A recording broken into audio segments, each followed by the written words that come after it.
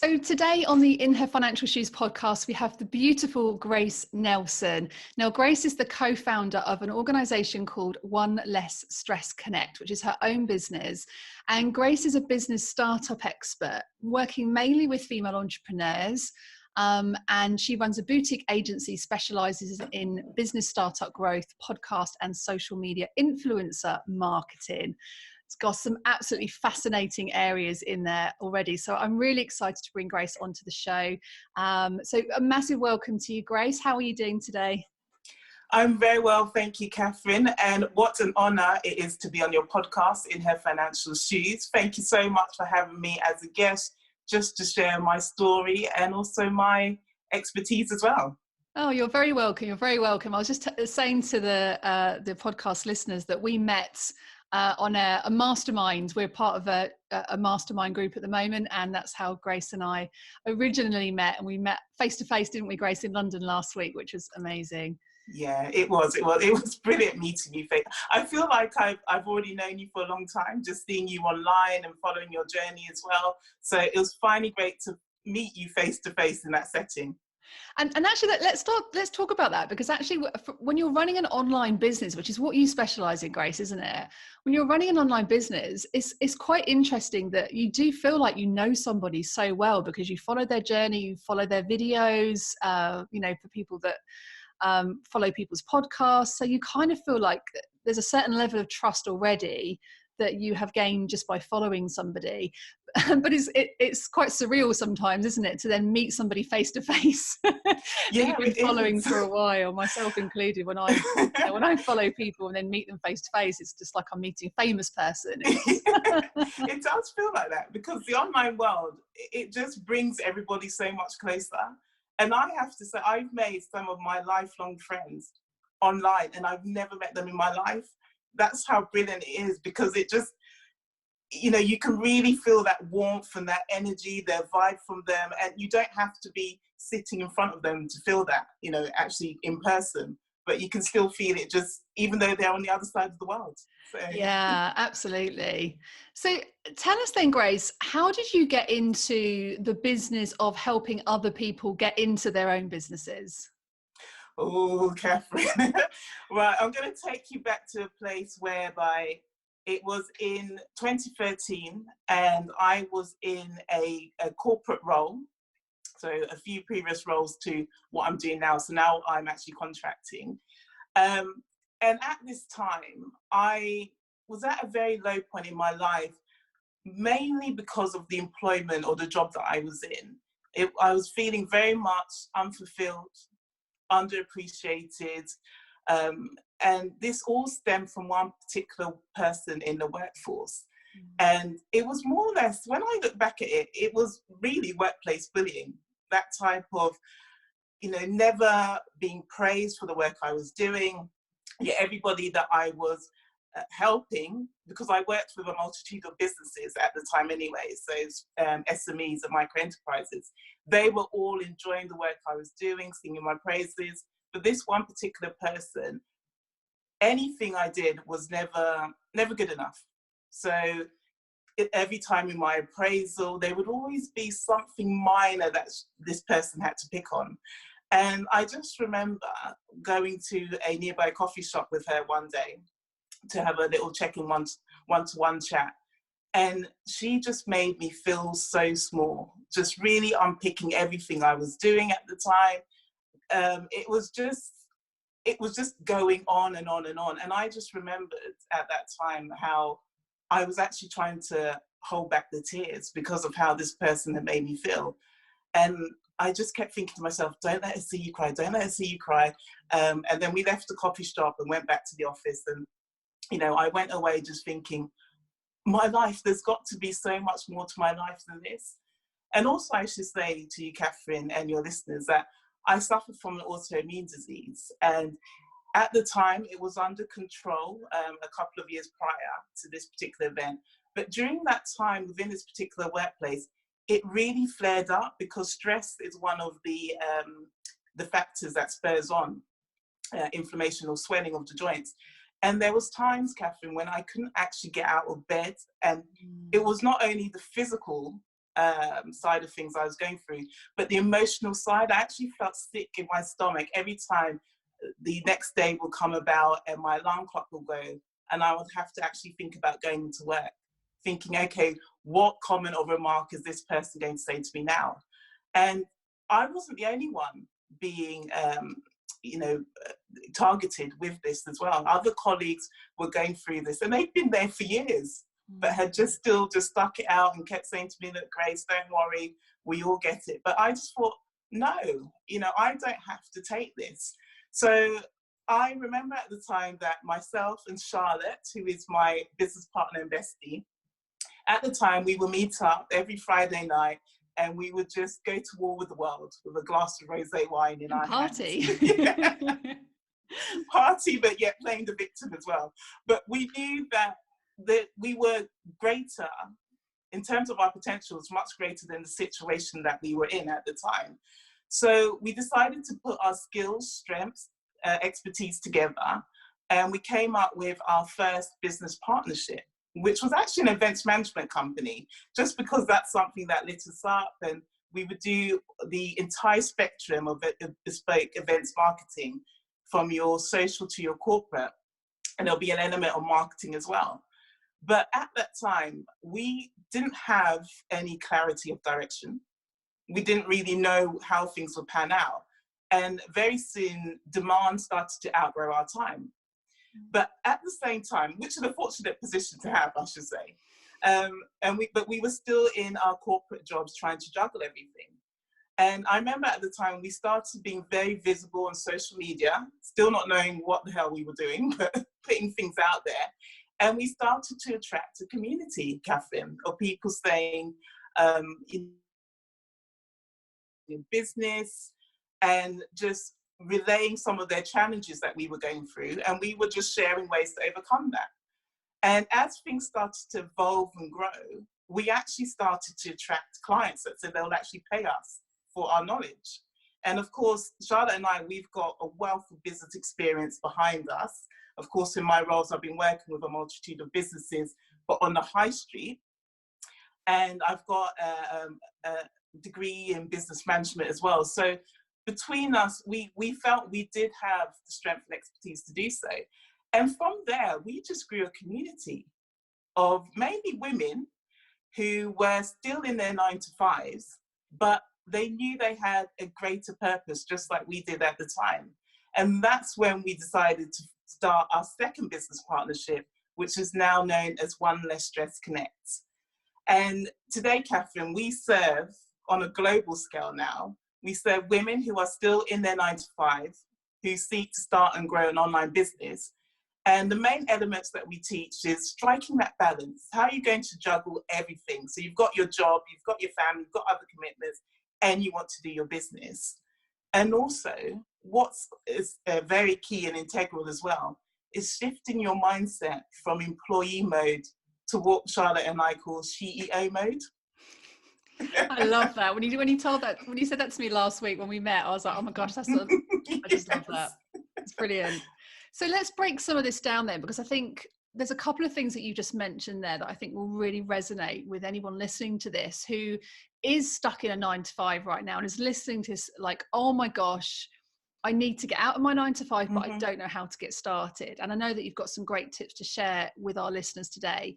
But before we go into that, one of the things that I just wanted to pick up on there for you and for the listeners is that actually what you said there, Grace, is that you went out and built a community. And that's what I think that's exactly what social media is, right? Social media is about being social, building a community. And I would say for anybody who is out there right now who wants to get out of the 9-to-5 and wants to run their own online business, anyone can start growing a community, right? Yes. How did you start growing that community? I'm really interested to know, how did you actually plant that seed? Where did you start online, or did you start face to face? It was very organic. So firstly, because of our first business partnership, it was very much face to face. So referrals, people were talking about what we were doing, the level of customer care and service we were getting, and that started to grow on that side, the offline side. But then we wanted to also have a presence online as well. So primarily we took to Facebook, because that's where everybody's hanging out these days. And we started a events page, first of all, so a business page. And then that evolved into a group as well, because people were really warming to what we were saying and wanted to know more. Essentially, sorry, I should say, first of all, Catherine, we wanted to grow an audience of people linked to the events management industry. So photographers, wedding planners, the whole spectrum of people linked in. But then more people were coming from different backgrounds who wanted to know more about how to start and grow their respective businesses. And they were from all walks of life or areas of the business spectrum. So that's when we decided to start our first group. And I mean, that grew organically, but it grew to quite a good volume of people in there. Mixed, both men and women, admittedly. And since then, we've had many iterations in terms of our community, really defining what our niche is, who really lights us up that we like working with. And that's how we've come to this point of solely working with those female aspiring entrepreneurs who are still in their 9 to 5. It's a real journey, isn't it? And I think that's the great thing about when you start your own business is you just have to get started. Yes. And then as you get started, you might start with one idea and then you pivot. And that's the great thing about being an entrepreneur, right? Is the ability to just be able to create whatever you want to create because it's your own business. Yes. Being your own CEO is you have that ability to be able to do that. So for somebody who is finds themselves in that position right now, they're in a 9 to 5 job and they want to run their own business, what would be some of the tips that you could give them for how do they get started? Where would they start? Yeah. Well, firstly, on that front, Catherine, I would just definitely say start now, because done is better than perfect. So if you're feeling that burn, that desire, don't sit on it any longer. Just start. And one thing that's helped me and Charlotte is that we have adopted something called our power hours. So it's just a way to leverage our day, because all of us, we have the same amount of time in the day, in the week, but why is it that some people are more successful than others? It's because how they're efficiently and effectively using their time. So it's the case of just breaking down your day to see where you've got some dead time. Could it be that you're sleeping a bit too long in the morning? Keep pressing that snooze button. I've done it so many times. I did that this morning, that's for sure. Yes. It's so difficult to put a snooze button on a 5-year-old day. Yeah. So true, so true. So could it be that you wake up an hour earlier in the morning to start working on your business? There's also the commute time into work, the lunch hour, which I'll talk about in a bit, and also maybe an hour before you go to bed after you put the kids down to bed or you finish some of the evening activities. So before you know it, you've actually freed up about 4 hours in your day, which we call your power hours. And that's where you can start to focus on audience building, defining your message, what your business is all about. Within your lunch hour, this is something that Charlotte and I, when we first started our current business partnership, that's something that magnetized a lot of people to us, because more than often in our lunch hour, we're mindlessly eating on a boring sandwich or something, not really doing much in it. So it's the perfect hour to really leverage. So why not start to put yourself on social media, start connecting in relevant Facebook groups where you feel your target audience is, the people that you feel are your dream clients, where they're hanging out. Start to connect, start to nurture relationships. Even within my lunch hour, I would try and go to nearby networking events. I mean, I had to be pretty close because of the proximity to work. Or even after work as well, going to networking events, meeting people face to face and connecting. Because essentially business is all about building relationships primarily. That's how you start to make those fruitful connections, and they can become either your co-builders, people that you collaborate with or do joint ventures with, or your clients in turn. So that's definitely one way. So leveraging your time by adopting power hours. I love that. I love that. Yes. And like, how often do we just sit there and scroll through Facebook? And, you know, it is wasted time, isn't it? Yes. And Yeah.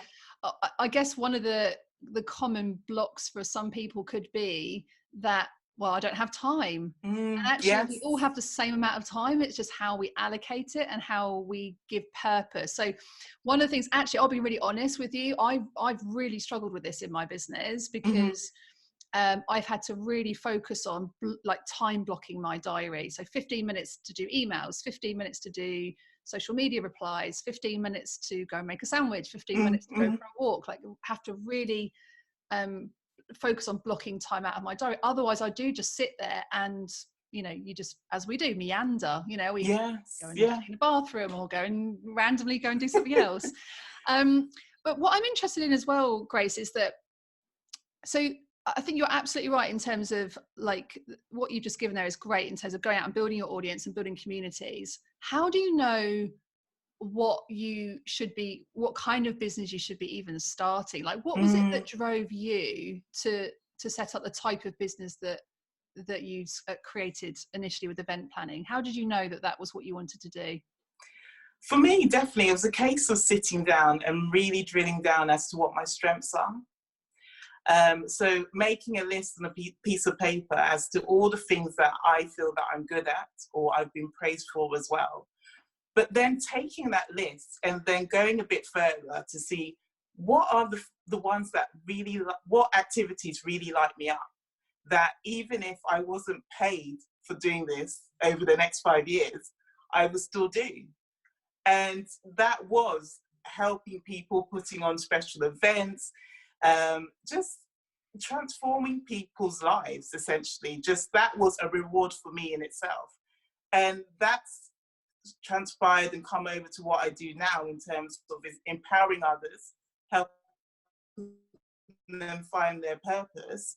And it just lights me up to no end. And I would say that even if I wasn't paid to do this, I would still go out of my way to help people do it. You know, I'm very much, I feel I'm that heart-centered entrepreneur that, you know, I want to give back. Yes, it's great that I'm earning an income for doing this, but I want to take my skills and help those that can't quite afford my services as well.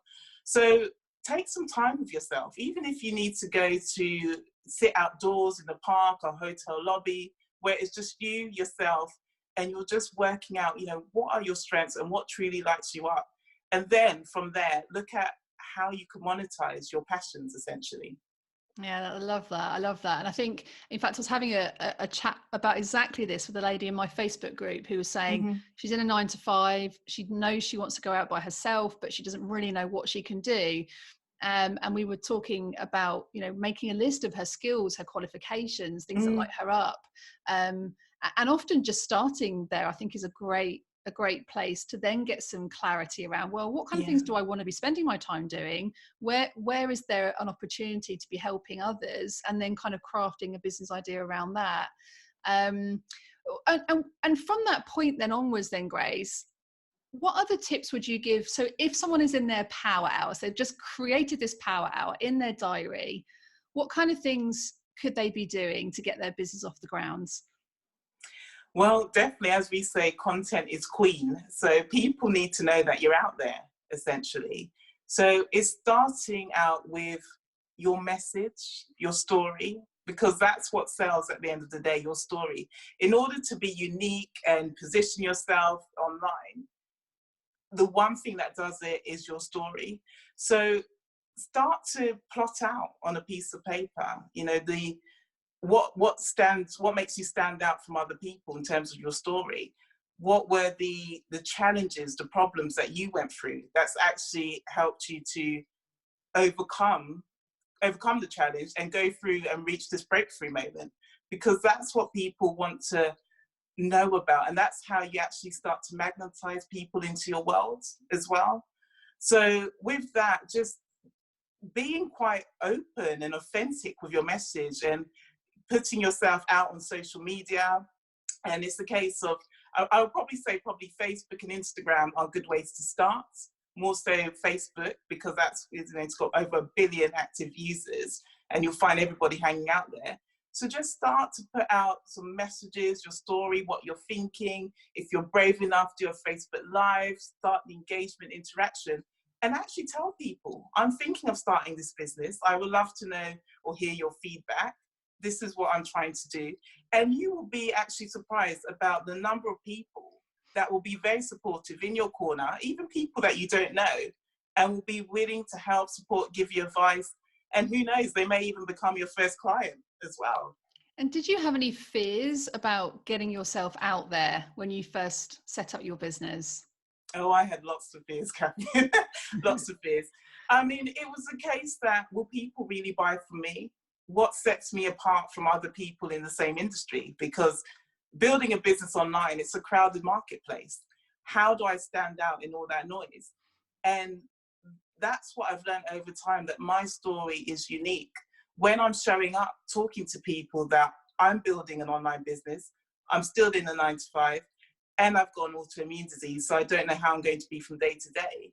It resonates with certain people, and they think, my gosh, I've got no excuse.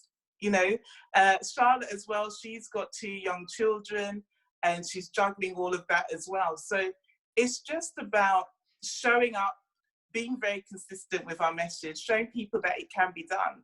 And I would rather just go out and put things out there. Some may stick, some may not, but that's the whole process of being an entrepreneur. It's very much trialing and erroring and finding out what works, what doesn't. And it's an evolving process as well. And did you work with any mentors or coaches in the early days of growing your business? Yeah, that was really the game changer for me and Charlotte, because before, when we started out, we had no real roadmap in place. So from day to day, we were bouncing from this wall to the next. But when we got our first mentor, it was actually a he, to be honest. He lifted that dark cloud from above our heads and really started to help us define our niche. And that's actually is what set the tone for our business journey today. And from there, as we've grown, we have outgrown our previous mentor, but we've had many coaches who are helping us in different areas of our life, whether it be mindset, showing up as that goddess, so stepping into shoes of that goddess every morning, as well as those that teach the very practical, technical side of business, the whole automation side to help you leverage your business, to leverage your time. So yeah, best investment ever. And I would definitely say one of the things that, if I were to look back now, I would definitely have invested in a mentor coach a lot earlier if I'd known that there were the right people out there for me. How did you find them? It was a case of word of mouth. So a friend of a friend of a friend referred, because this was a time whereby we were very new to the online space, didn't quite know how to utilize Facebook to our advantage. And a friend actually recommended us to this guy who was very much big on online programs, online courses, and yeah, we just connected from there, and we even went to do a lot of in-person masterminds and workshops with this person. And it just unlocked a whole new world to us. Just more knowledge to be consumed that we can actually apply there and then to our business as well. And from a financial perspective, without kind of going into the detail around this, but from a financial perspective, were you held back by cash flow? Or, you know, because one of the challenges I find from a lot of female entrepreneurs going into their a new business is cash flow. Like they're maybe being paid a salary, but that salary is being used to fund their lifestyle and their bills. And what stops them in their tracks is actually knowing where to go from a financial perspective. So did you self-fund those mentors? Did you go out and get sponsorship? Like, do you get investors? How did it work from a financial perspective for you guys? Well, one of the beauties of building a business alongside your 9 to 5 is that you actually have a regular income coming through. So I actually self-funded a lot of my personal development. And it was a case of, Grace, if you really want this, then you will invest in yourself. So it was taking some of my regular monthly income and actually putting that aside to invest in myself, my personal development, with the the aim of having that return on investment as well. So today I've never gone externally for sponsorship or anything. For a couple of years whilst growing the business, it's very much been self-funded through my personal income. And now it's the case that the business is paying for it as well. So it just shows that transitional growth in our business. Amazing, amazing.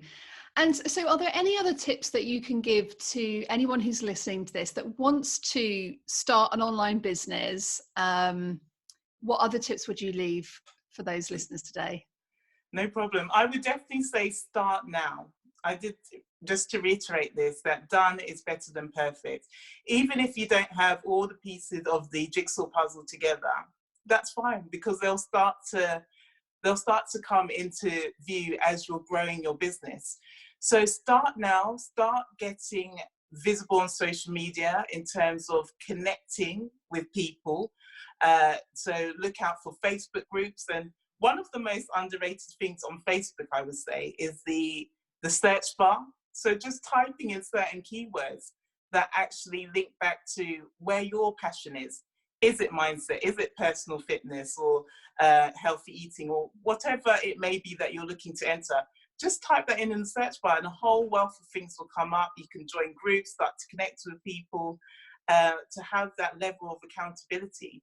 And it's very important in business to surround yourself with like-minded individuals, people that will add value to what you're doing, lift you up.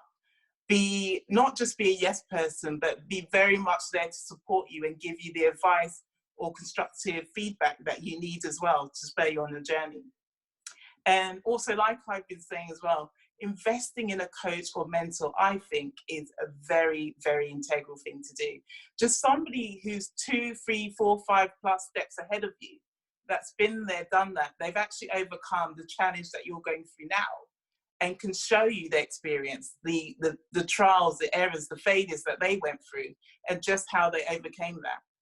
Find somebody whose message resonates with you, speaks to you clearly, and it almost feels like they're in your head. You know, they're saying everything that you're thinking now, because that's how I found my mentors or coaches. And yeah, just really, it's a question of, you don't have to be wholly confident at doing this, because in time you will grow. But if you keep pushing yourself outside of your comfort zone, feeling the fear and doing it anyway by Susan Jeffers, great book, just doing doing whatever it takes as well, having those non-negotiables whereby you're saying to other people in your life, and I know, Catherine, you've spoken about this as well, just making those boundaries very clear that you are starting and growing a business. You do need to dedicate this hour in the morning, this hour in the evening, and people will start to work around you because they'll see that you're serious. And then if you're consistent on a daily basis, because I really believe in the magic of the compound effect, you will start to see the results in time. Yeah, so thank you so much for sharing those tips, Grace. I think there's so many pearls of wisdom in there that I really totally resonate with and agree with. And I think from a mentoring perspective as well, this is one of the things that I spoke to my Money Circle members last week, because I had my first mentor came into the Money Circle, and we did a guest expert session with her, and she was my first mentor. And I chose to work with her for a number of reasons. One, because she was 3 years ahead of me. So I could see she was successful. I could see she was in a position where I wanted to be. And also, from a personality perspective, I guess, she had quite a masculine energy about her, which I liked, because it was like, right, this woman's going to kick my bum and she's going to tell me what I need to do every single week. And, I've worked with 2 or 3 mentors, female and male.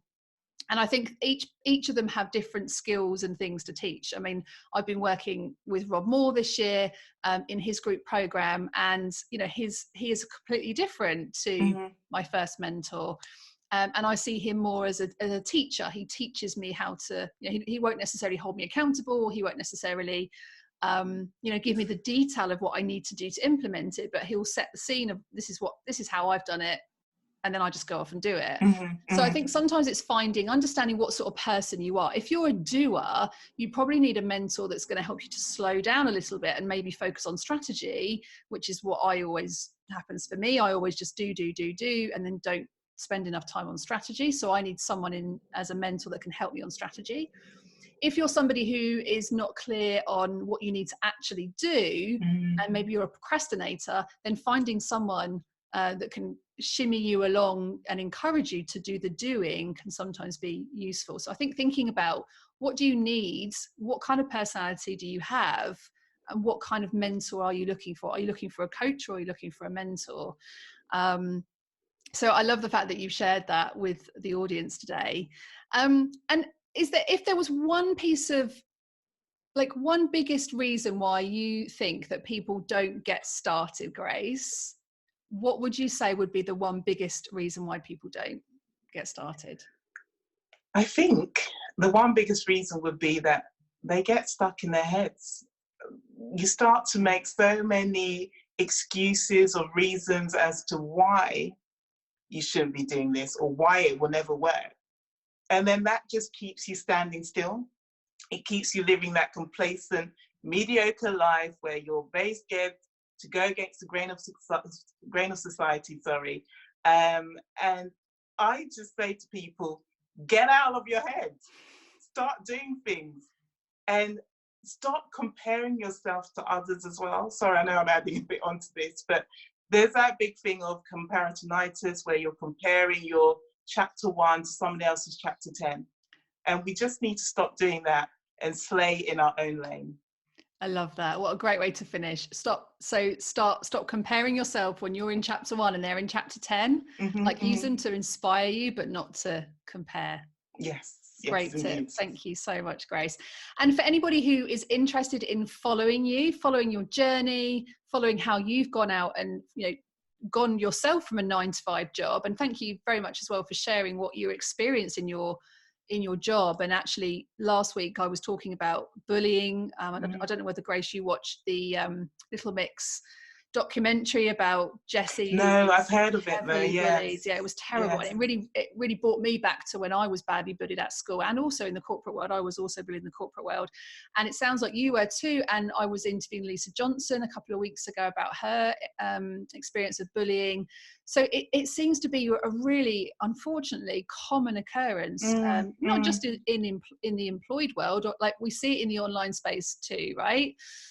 So this happens all over the place. But I think sometimes what we have to do is think about, we are way more deserving as women to not put up with this kind of crap. Yes. And actually, like, as you say, like, find something that drives you, find something that gives you passion and purpose, and create a business from it, because there are tons of other people that will be in exactly the same situation, and you can bring your skills and your experiences and your personal story to help them. And that's what makes us get out of bed in the mornings, isn't it? Yes, Getting away exactly. from that crap. And Catherine, can I just add, with the whole bullying side of things, it took me years to get over that. I would torment myself and say her name over and over again in my head. And then one day I was in the kitchen washing up and I just felt this overwhelming sense of gratitude, because I felt without her, I wouldn't be here doing what I do and love most. So I actually started to thank her. Now that's actually helped me to heal inside as well. Wow. So maybe that's the way of reframing that if you're going through that. Yeah, I think that's amazing that you've got to that stage of like forgiveness and as you say, it's actually powered you to get yourself into the position you are now, which is just incredible. Like, I'm so grateful that we're connected, Grace, and I really hope that your story, I know, will have inspired lots of people listening to this. And I know you've got lots of exciting things coming in your business as well. And if anyone wants to connect with you, Grace, where would be the best place to find you? Well, I'm hanging out all over Facebook, so you can either find me. Hopefully not hanging out all out, literally. No, a bit of modesty. So you can find me on my personal profile, which is just Grace Nelson. And I also have a Facebook community called the Female Entrepreneur Collective. So that's where me and all the other CEOs are hanging out, and we're just sharing tips, knowledge, sharing 365 daily business tips to spare each other on, and the vibe is great in there. So yes. Great, thank you so much. And for anyone listening who didn't quite catch that, we'll pop the link to those in the show notes and also onto the blog. So if you're driving and listening to this right now, or you're in the gym, wherever you are, then just jump back into the show notes, or as I go onto the website, and you'll be able to catch the links to go and follow Grace. So thank you so much, Grace, for your time today. I wish you all the very best in your business. Can't wait to carry on connecting with you in the mastermind that we're in together. And yeah, it's been a pleasure having you on the show. Yes, thank you so much, Catherine. Thanks, Grace. Take care. You too. Bye-bye. Bye-bye.